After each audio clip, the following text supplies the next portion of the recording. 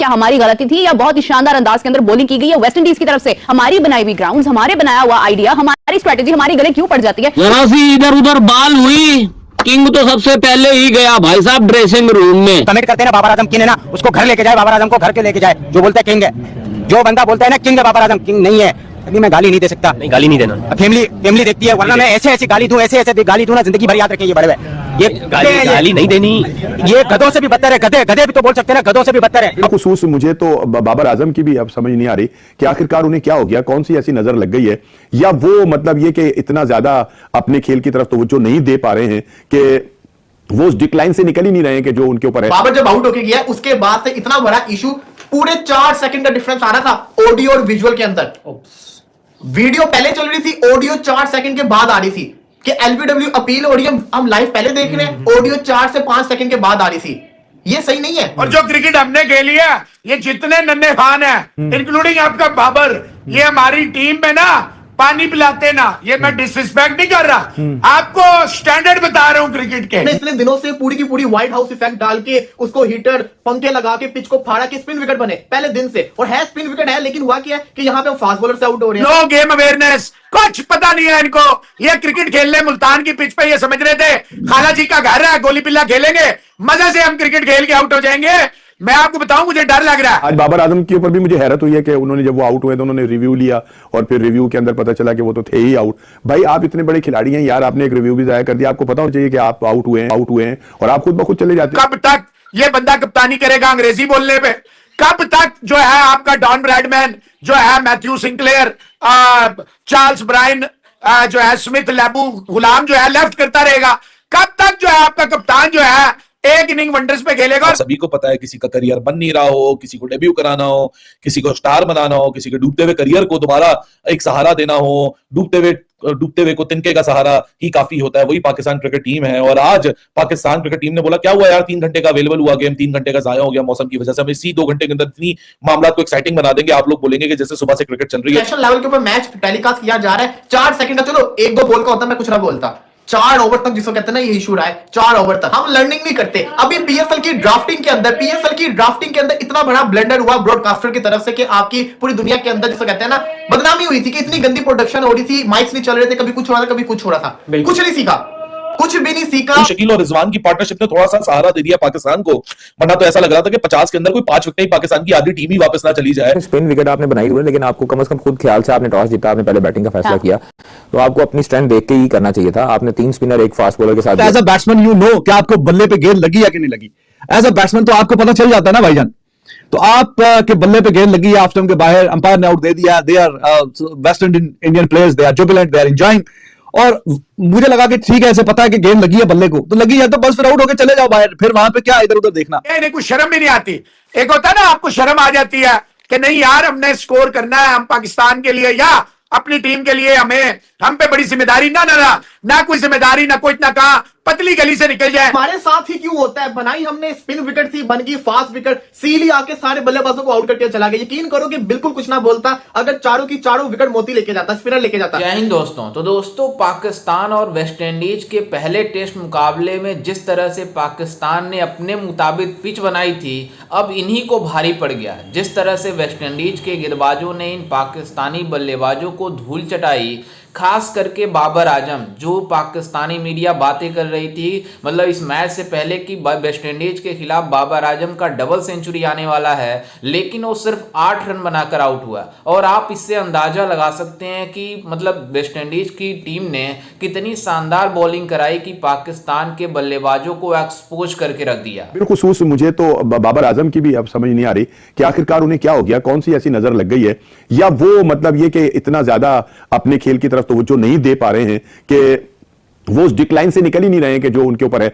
अभी पिछले south Africa के दौरे में उन्होंने कुछ थोड़ी सी हिम्मत की है, 80 भी किया, 250 भी किए, लेकिन उसके बाद अब आप देख लीजिए आकर के हम अगर स्पिनर विकेट बनाते हैं तब हम फंस जाते हैं, अगर हम फास्ट बॉलर को लिए विकेट बना दें तब हम फंस जाते हैं। और उसकी बुनियादी वजह जो है ना वो मुझे नजर आ रही है अपनी बैटिंग का जो है फेलियर। और आज भी ऐसा ही हुआ है कि जो ऊपर के तमाम खिलाड़ी थे वो यके बाद दीगरे जो है बाबर आजम तक और आज बाबर आजम के ऊपर भी मुझे हैरत हुई है कि उन्होंने जब वो आउट हुए तो उन्होंने रिव्यू लिया और फिर रिव्यू के अंदर पता चला कि वो तो थे ही आउट। भाई आप इतने बड़े खिलाड़ी हैं यार, आपने एक रिव्यू भी जाया कर दिया, आपको पता होना चाहिए कि आप आउट हुए हैं और आप खुद ब खुद चले जाते हैं। और माजी में हमारे पास बहुत सारी ऐसी मिसालें हैं। माजिद खान साहब की मिसाल है कि वो कभी अंपायर को नहीं देखते थे, अगर आउट होते थे तो निकल जाते थे। टंडुलकर साहब को देख लें आप, वो आउट होते हैं तो वो फौरन बगैर अंपायर को देखे हुए चल पड़ते। बहरहाल खैर ये एक अलग से वो है, लेकिन यहां जो सूरत हाल है वो ये है कि जो अब हमारी जो मिडिल ऑर्डर जिसका भी आप जिक्र भी कर रही थी कि सऊद शकील और रिजवान जो है वो कदरे जो है वो बड़े मतलब तहमुल का मुजाहरा जो है कर रहे हैं। इतने दिनों से पूरी की पूरी व्हाइट हाउस इफेक्ट डाल के उसको हीटर पंखे लगा के पिच को फाड़ा के स्पिन विकेट बने पहले दिन से, और है स्पिन विकेट है, लेकिन हुआ क्या है कि यहाँ पे हम फास्ट बॉलर से आउट हो रहे हैं। अब दुख इस चीज का है कि जो स्पिन विकेट के ऊपर स्पिनर से आउट होना चाहिए था, हम पकड़ के सील से आउट हो रहे हैं। एक उनका फास्ट बॉलर हमें पड़ गया है। सबसे पहले उसने हुरैरा को आउट किया, उसका पहला मैच था, कुछ बोलेंगे नहीं। कामरान गुलाम को भी उसने आउट किया। कामरान गुलाम को नजर नहीं आ रहा कि बॉल कितना मूव कर रहा है, वो लेफ्ट कर रहा है और आउट हो गया। फिर बाबर आजम भी गया। अब मतलब कि पूरी की पूरी आपकी जो कह सकते हैं ना बैकबोन टीम की वही चली गई है। 4 आउट पाकिस्तान के हो गए।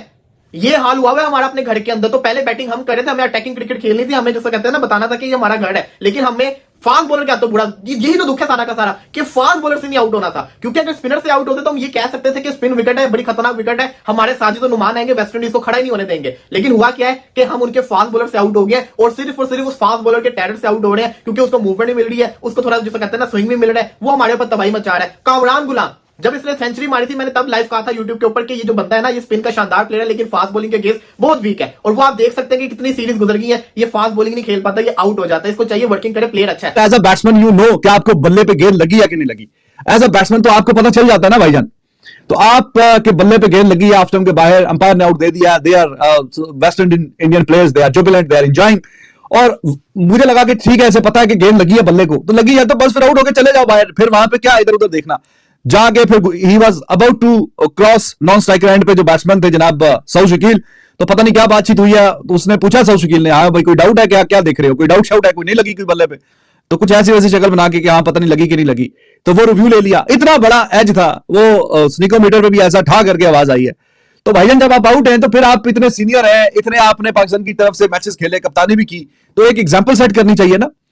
रिव्यू चलो 3 आपकी टीम को दिए हुए हैं, ये रिव्यू इसलिए दिए जाते हैं कि तब अगर आपको कभी शक और शुबा हो, अंपायर कोई गलत आउट दे दे, या चलो 50-50 भी कोई आप किसी डिसीजन में आप महसूस करें कि हाँ जी 50-50 सिनेरियो बना हुआ है, तो तब आपने रिव्यू लेना है। शकील और रिजवान की पार्टनरशिप ने थोड़ा सा सहारा दे दिया पाकिस्तान को, वरना तो ऐसा लग रहा था कि 50 के अंदर कोई 5 विकेट ही पाकिस्तान की आधी टीम ही वापस ना चली जाए। ये तो क्रिकेट 2024 का जो वीडियो गेम आता है ना, ये क्रिकेट स्पोर्ट्स में भी ब्रायन लारा भी एक वर्जन आता था, उसमें देखिए ऐसी आइडियल कंडीशन जो बॉलिंग टीम के लिए होती है ना, वो ऐसी होती है कि फास्ट बॉलर आए तो उनका बॉल आउट भी हो रहा हो, यानी बाहर भी निकल रहा हो, पड़ के अंदर भी आ रहा हो, बड़ा बड़ा मूवमेंट मिल रही हो, और साथ में दूसरे एंड से स्पिनर लगाओ तो स्पिनर भी को भी उतनी परचेज हो, शार्प टर्न भी हो।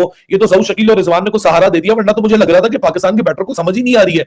जैसा कि आपने वीडियो में देखा कि किस तरह से पाकिस्तानी मीडिया बाबर आजम के इस खराब प्रदर्शन को देखकर काफी ज्यादा इनको ट्रोल कर रही है। जिस तरह से बाबर आजम ने आज वेस्ट इंडीज के खिलाफ अपने ही होम ग्राउंड पर कितनी बुरी प्रदर्शन दिखाई है, आप इससे अंदाजा लगा सकते हैं कि वो बाबर आजम है जो मैच से पहले पाकिस्तानी मीडिया खुद डिस्कशन कर रही थी कि इस बार बाबर आजम का डबल सेंचुरी आने वाला है इस पहले ही मतलब टेस्ट मुकाबले में।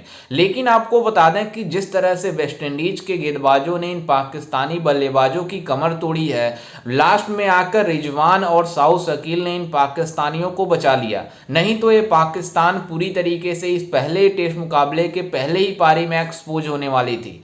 लेकिन आपको बता दें कि ना इनका कप्तान शान मसूद चला, ना इनका कामरान गुलाम चला, ना इनका बाबर आजम जो इनको काफ़ी ज़्यादा हाईली रेट कर रहे थे इस टेस्ट सीरीज से पहले। अभी जिस तरह से साउथ अफ्रीका में मतलब पाकिस्तान की टीम 2-0 से वाइट वॉश होकर आई थी और उसमें बाबर आजम ने अच्छा कुछ रन क्या बना लिए, ये पाकिस्तानी मीडिया काफ़ी ज़्यादा उछल रही थी। लेकिन इस पहले मतलब टेस्ट मुकाबले में जिस तरह से वेस्ट इंडीज के गेंदबाजों ने मतलब एक्सपोज किया है इन बल्लेबाजों को पूरी तरीके से, अब पाकिस्तानी मीडिया हैरान है कि क्या हम इस मतलब मैच को जीत सकते हैं या नहीं जीत सकते।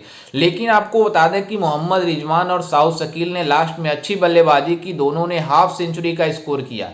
लेकिन अगर मतलब अगर जिस तरह से वेस्ट इंडीज के गेंदबाजों ने मतलब गेंदबाजी कराई है, पाकिस्तान वाले अपने ही मन मुताबिक से मतलब पिच बनाए हुए थे, पूरी तरीके से ग्रीन हाउस बना दिए थे ताकि इसमें मॉइस्चर पूरी निकल जाए, जिससे हम स्पिन ट्रैक बना लें और वेस्ट इंडीज को पकड़ लें। लेकिन वेस्ट इंडीज के स्पिन ट्रैक छोड़ो, मतलब वेस्ट इंडीज के फास्ट बॉलर ने इतनी शानदार बॉलिंग कराई कि इसमें बाबर आजम, शान मसूद, कामरान गुलाम जैसे बल्लेबाजों को एक्सपोज कर दिया, जिसमें बाबर आजम सिर्फ 8 रन बनाकर आउट हुआ है। खैर, इस पर आपकी क्या राय है, हमें अपनी राय कमेंट में जरूर दीजिएगा और साथ ही हमारे चैनल को भी सब्सक्राइब जरूर कीजिएगा। मिलते हैं किसी अन्य वीडियो में, तब तक के लिए जय हिंद, वंदे मातरम।